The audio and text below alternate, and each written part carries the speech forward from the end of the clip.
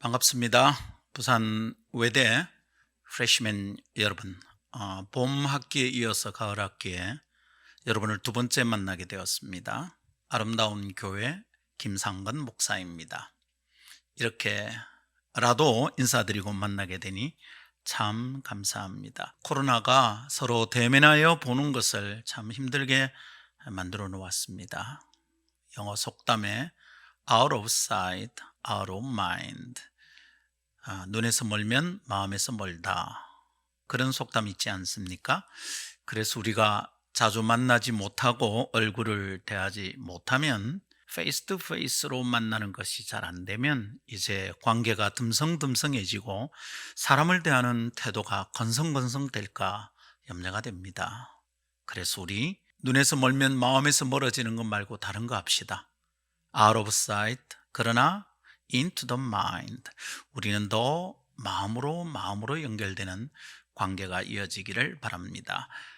비대면으로 만나지만 그런 소원을 가지고 into the mind 하고 싶은 마음이 있습니다.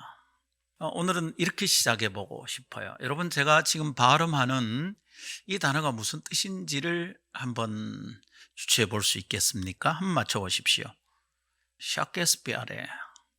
사케스피아레가 뭘까요? 사케스피아레는 영국의 위대한 문호인 셰익스피어입니다. 이것을 중학교 때 처음 접했는데 참 외우기가 너무 힘든 거예요. 그래서 어떻게 외웠느냐? 샤케스피아레 이렇게 외웠어요.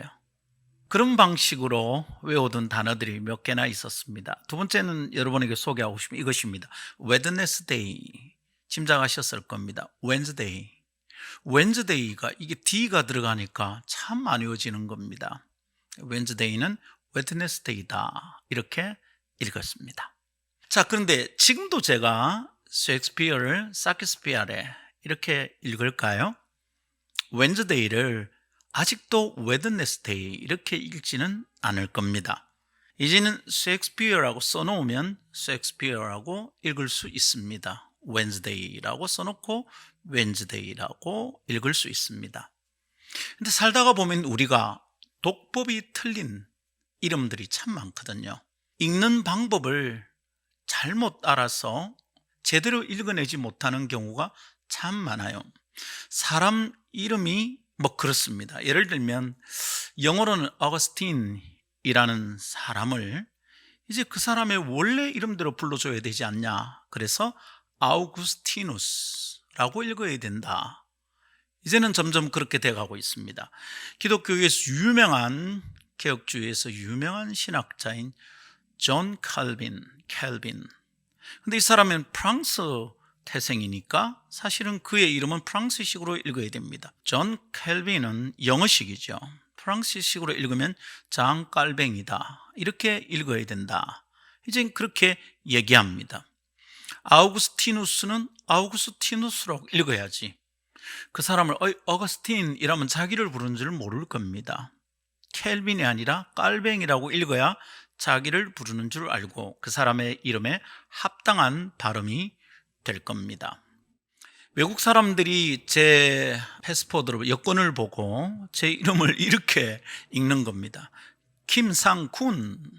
저는 김상건인데 건을 영어 표기로 KUN을 씁니다. 그래서 어떤 외국인이 제 여권을 보고 그렇게 읽었어요. 김상쿤 이러면 저를 부르는 줄 잘 모르죠. 마닐라 공항에서 저를 찾는 안내 방송을 듣고 한동안 저를 부르는 줄 몰랐던 기억이 있습니다. 여러분, 우리는 이름을 바르게 부르는 방법에 대하여 잘 알고 있는지 모르겠습니다. 이름을 바르게 부를 수 있을까요? 오늘 바르게 읽을 방법에 대해서 생각할 것은 사람입니다. 사람. 여러분, 사람은 어떻게 읽습니까? 세상을 살다 보니까 사람을 읽는 방법을 잘 몰라요. 사람을 제대로 읽질 못하는 세상을 살고 있는 것 같습니다. 어떤 사람은 사람이라고 써놓고 그것을 짐승이라고 읽기도 합니다. 어떤 사람은 정말 짐승이라고 읽어야 될 사람이 있는 것 같아요. 또 어떤 경우는 사람이라고 써놓고 돈이라고 읽는 것 같아요. 사람을 그냥 돈으로만 보는 거예요. 사람이라고 써놓고 도구, 뭐 기계, 이렇게 읽는 사람도 있는 것 같습니다. 사람은 어떻게 읽죠? 우리는 사람이라고 써놓고 사람을 제대로 읽는 방법을 알고 있을까요? 곧 사람을 사람으로 판단하고 사람으로 대하는 일에 어려움이 없는가? 지금 우리가 살고 있는 세상 속에서는 사람을 사람으로 보는 일에 어려움이 있는 것 같아요. 조금 어려운 말로 해서 인간성이 상실되거나 인간상이 왜곡된 일들이 일어나는 거예요. 사람이 사람 노릇하기 힘들고 사람을 사람으로 용납하는 일, 사람을 사람으로 대접하는 일들에 있어서 우리는 엄청난 문제를 겪고 있는 것 아닌가, 이런 고민을 하고 있습니다. 오늘 챗플에서는 이 얘기를 다루고 싶습니다. 당신은 사람을 어떻게 읽습니까? 이게 오늘 우리가 다룰 주제입니다. 자, 이런 얘기를 하다 보면 우리는 성경에서 어떤 분의 고백을 시로 쓴 구절이 기억납니다. 시편 8편은 이스라엘의 위대한 민족 영웅인 다윗이 쓴 시입니다. 그 시편 8편은 아름답기 그지없는 시편입니다. 하나님 만드신 하늘이 얼마나 아름다운지, 주의 손가락으로 만드신 하늘, 별, 이렇게 막 노래하는 굉장히 아름다운 시편입니다. 근데 그 시편의 4절에 이런 표현이 있습니다. 사람이 무엇이기에 주께서 그를 생각하시며 인자가 무엇이기에 주께서 그를 돌보시나이까. 다윗이 사람이 뭐길래 하나님이 그 사람을 이렇게 생각해 주시고 어떻게 사람을 그렇게 돌보십니까? 이런 질문이에요. 이걸 이제 시로 써서 하나님께 기도드리고 있는 겁니다. 사람이 뭐지? 도대체 사람이 뭐기에 내가 보는 내가 보는 사람과 다르게 하나님이 사람을 보시는 것 같아. 다윗도 어쩌면 하나님이 사람을 어떻게 보는지, 진짜 사람은 무엇인지, 이런 것에 대하여 궁금한 마음이 있었던 것 같아요. 사람은 무엇입니까? 여러분은 사람을 무엇이라고 생각합니까? 사람을 어떻게 읽습니까? 사람이라고 써놓고 여러분 사람이라고 읽을 수 있습니까? 이거 오늘 우리 생각합시다.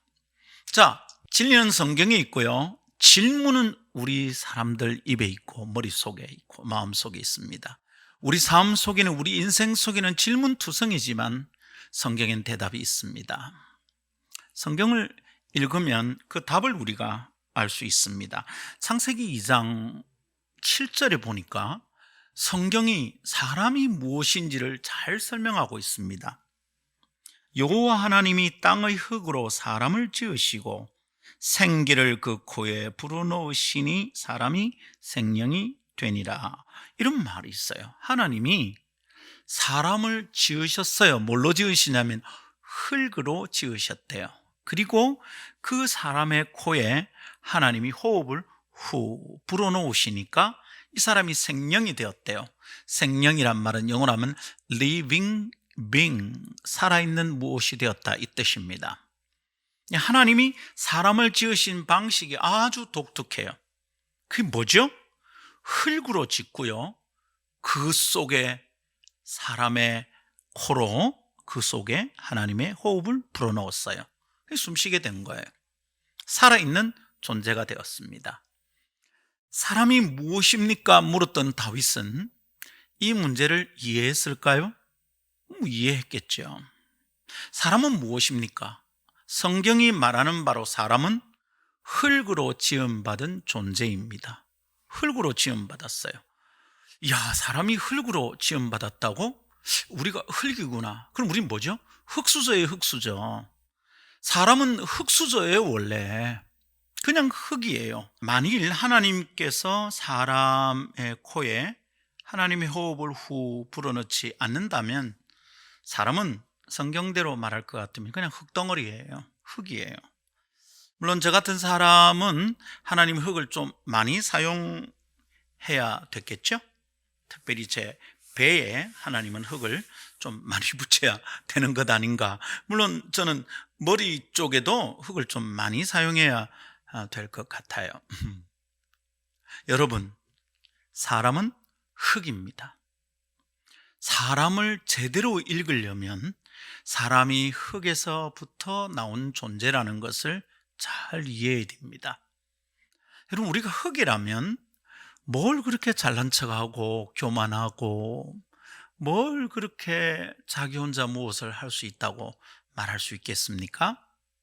사람 위에 사람이 없고요, 사람 아래에 사람이 있어서 될 일이 아닙니다. 우리는 다 흙이에요. 이 생각을 깊이 깨닫는 사람들은 누군가 위에 군림하고 누군가 위에서 갑질하려고 하지 않을 겁니다. 근데 지금 우리가 사는 세상은 그런 모양들이 너무 많은 거예요. 서로가 흙이라면 서로가 겸손하게 대할 수 있을 거예요. 아하, 우리가 대단한 존재가 아니구나. 우리는 본디 흙수저구나. 그런데 누구는 뭐 금수저처럼 자꾸 행동하려고 하는 겁니다. 여기에 아주 중대한 문제가 있는 거예요. 인간 상이 왜곡이 되는 거예요. 인간을 향한 마음가짐이나 인간을 보는 눈이 자꾸만 틀려먹어지는 거죠. 이게 정말 큰 문제다라는 것을 우리는 기억해야 하겠습니다. 이것 때문에 사람이 함께 모여 사는 사회 안에 문제가 발생한다. 이 문제를 해결하기 위해서는 사람을 어떻게 읽느냐, 사람이라고 써놓고 아래 것들이라고 읽으면 안 되고 사람이라고 써놓고 하찮은 것들 이렇게 읽으면 안 되는 겁니다.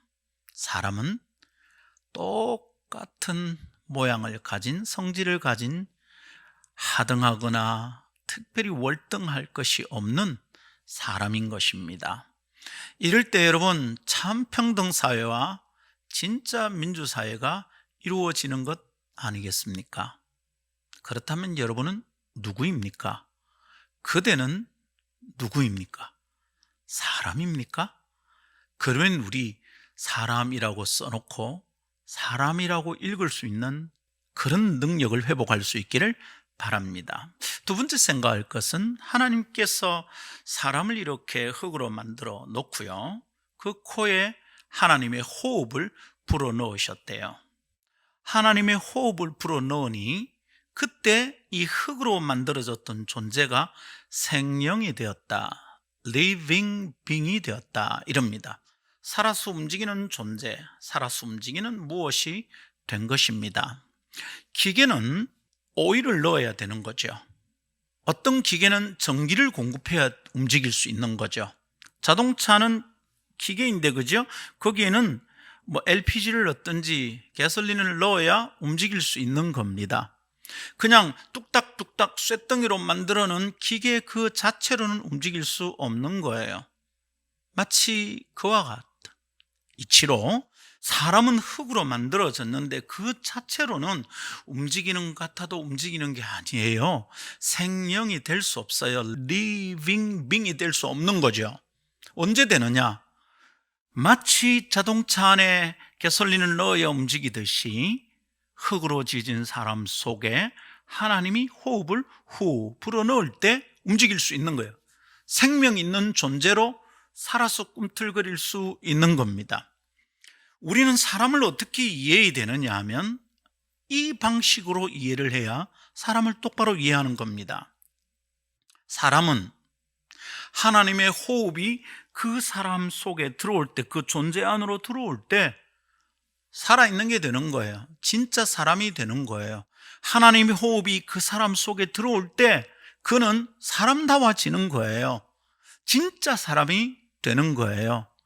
하나님이 호흡을 불어넣어서 그 사람이 사람답게 된다, 이 말이 무슨 말입니까? 하나님의 호흡이 들어와서 그게 살아있는 존재가 된다는 말이 무슨 말일까요? 하나님과의 관계, 하나님과 이어지는 아주 독특한 관계, 하나님의 숨결이 나의 호흡이 되는 그 독특한 연합, 너무 중요한 거죠. 하나님은 흙덩어리에게 하나님이 호흡을 주셨어요. 하찮아 보이는 그것에게 하나님은 하나님과의 관계가 가능한 존재가 그 흙덩이 속에서 일어나기를 기대하셨던 거예요. 우리를 그렇게 하나님과 관계할 수 있는 존재로 만들어 주셨어요. 하나님의 호흡이 우리 가운데 와야 돼. 하나님과의 관계가 있어야 그 사람은 정말로 사람다워진다, 이 말입니다. 그런데 지금 우리 시대는 살아가면서 사람이 돈과의 관계만 잘 되면 괜찮다, 사람 노릇을 할 수 있다, 돈이 없으니까 사람 노릇하기 힘들다, 완전히 틀린 건 아닌 것 같아요. 돈이 없으니까 부모님에게도 형제들 사이에서도 사람 노릇하기가 힘들어요, 때로. 여러분, 그리스도는 돈과의 관계를 기술을 다하고 온갖 방법을 다 써서 돈과의 관계에서 실패하지 않으려고 애를 씁니다. 어떤 사람은 지위나 명예나 학벌이 자기와의 관계가 어떻게 되느냐, 그 거리가 어떠면 나는 성공하는 사람이 되느냐 애를 쓰고 살아갑니다. 그런데 성경을 보니 그렇게 해서는 사람이 사람다워지는데 실패한다는 거예요.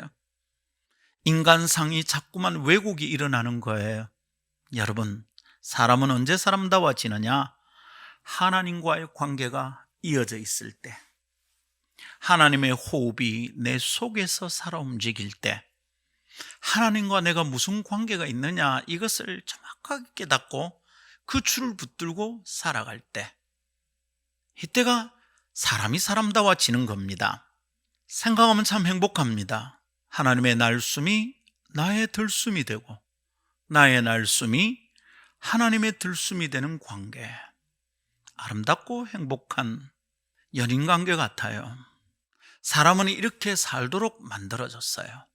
우리는 원래 본질이 그래야 사람답게 살아갈 수 있는 거예요. 우리는 그럴 때 진짜 행복한 거예요. 그럴 때 생명력을 느끼고 살 수 있어요. 살아있는 것처럼 살 수 있어요. 그렇게 하도록 되어 있는 존재가 사람이에요. 여러분은 그런 사람입니까? 여러분은 사람을 써놓고, 사람이라고 써놓고 어떻게 읽고 있습니까? 여러분은 하나님과의 관계, 그분의 호흡이 내 속에서 움직이는 그런 존재로 스스로를 인식하고 그것을 추구하고 살아가는지요? 인간의 모든 불행은 바로 거기서 시작되거든요. 이것을 깨닫지 못하면 사람답게 행복하게 사는 것은 실패하는 겁니다. 이것을 다른 말로는 하나님께서 창세기에 또 다른 부분에 보니까 하나님이 하나님의 형상대로 사람을 지으셨다, 이렇게 얘기합니다. 하나님의 형상이란, 하나님은 몸을 가진 존재가 아니에요. 그러니까 그 형상이란 생긴 모양이란 뜻이 아니에요.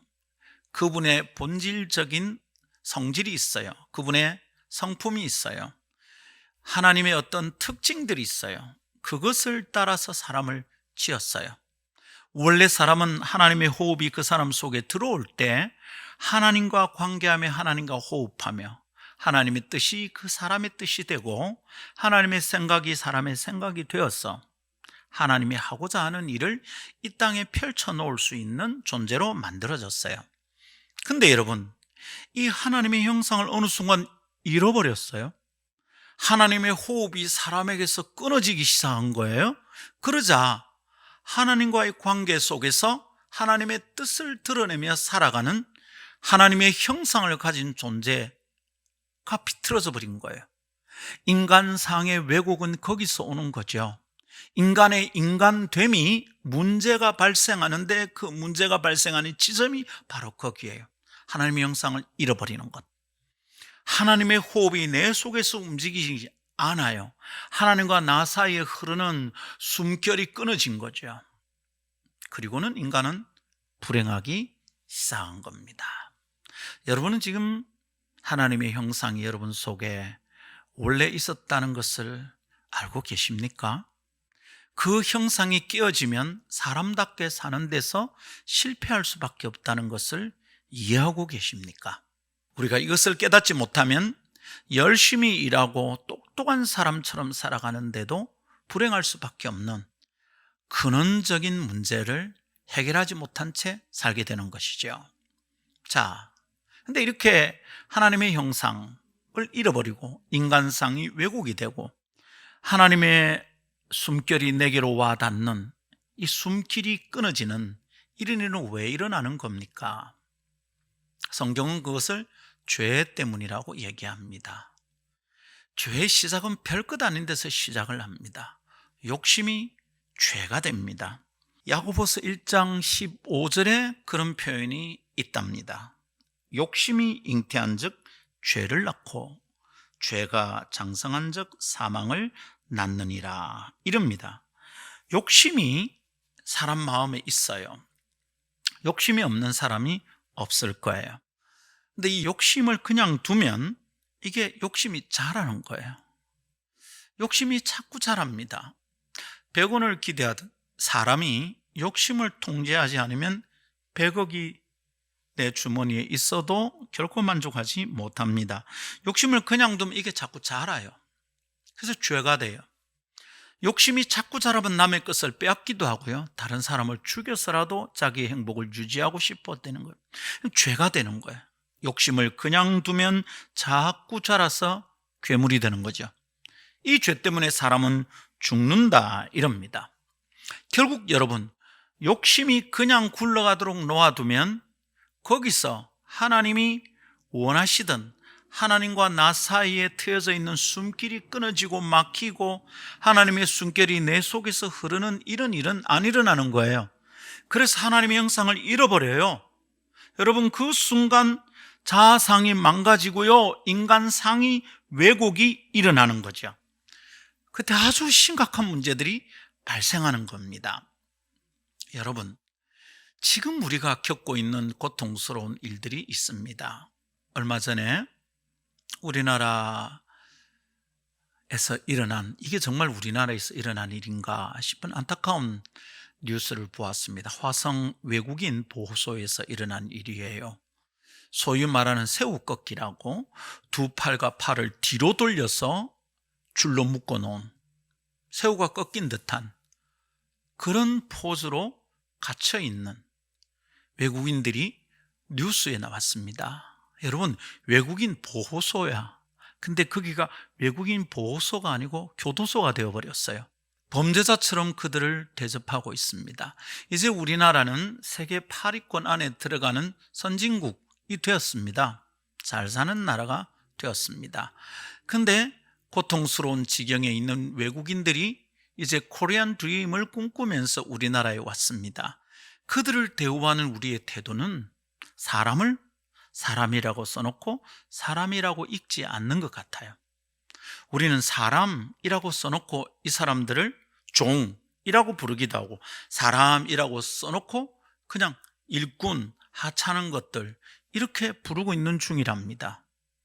저는 이것이 우리나라에서 일어난 일이라는 게 너무 화가 납니다. 왜냐하면 불과 몇십 년 전만 해도 우리는 아메리칸 드림을 꿈꾸며 미국에 가서 밑바닥부터 살면서 얼마나 애를 썼었습니까? 그래서 지금 이 나라를 이루어 놓았습니다. 우리가요, 구더기 시절을 생각을 못하고 있는 거죠. 개구리가요, 올챙이 시절을 생각을 못하고 있는 거예요.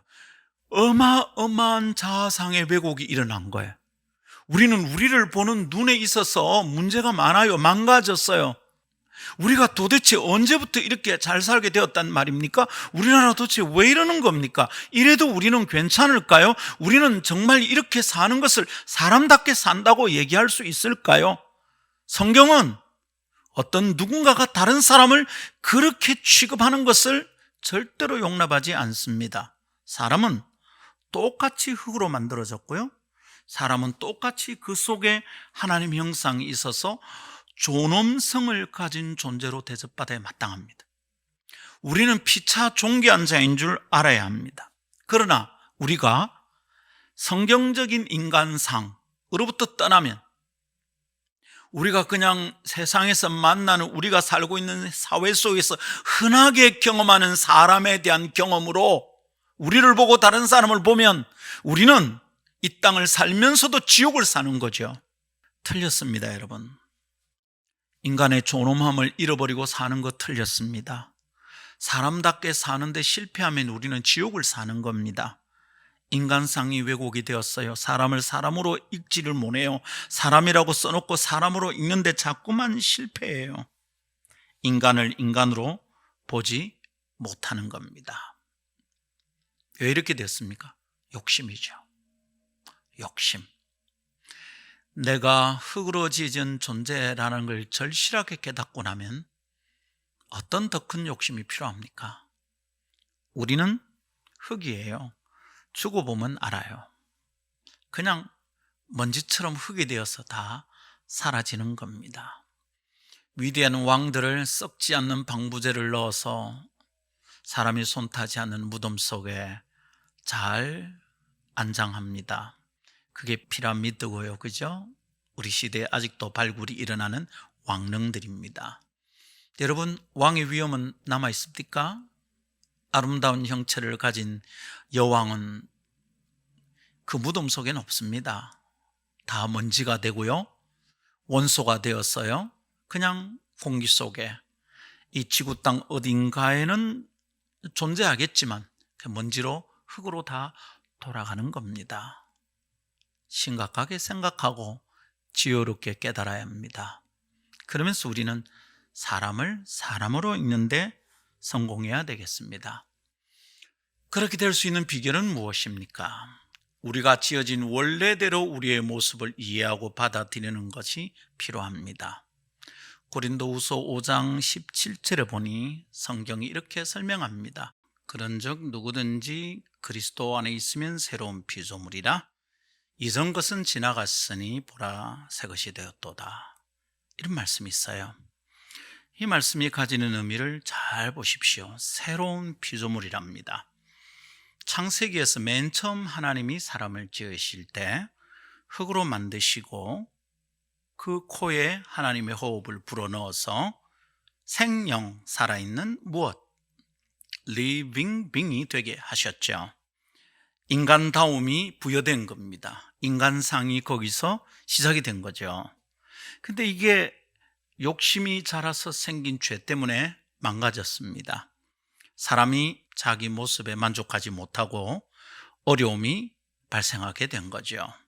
자, 그런데 이게 어떻게 해결될 거냐? 예수님은 새로운 피조물을 만드는 방식을 선택하셨습니다.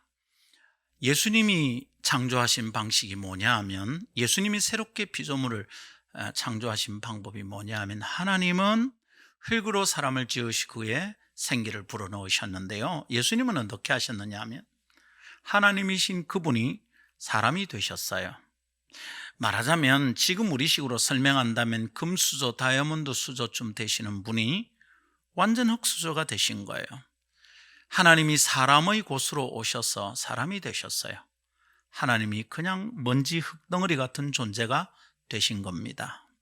사람과 똑같이 되셔서 사람의 죄를 그대로 지고 사람이 죄 때문에 받을 징벌을, 욕심으로 자라서 죄가 되고 마침내 죽어야 되는 그 문제를 대신 지고 예수님이 십자가에서 죽어주셨답니다.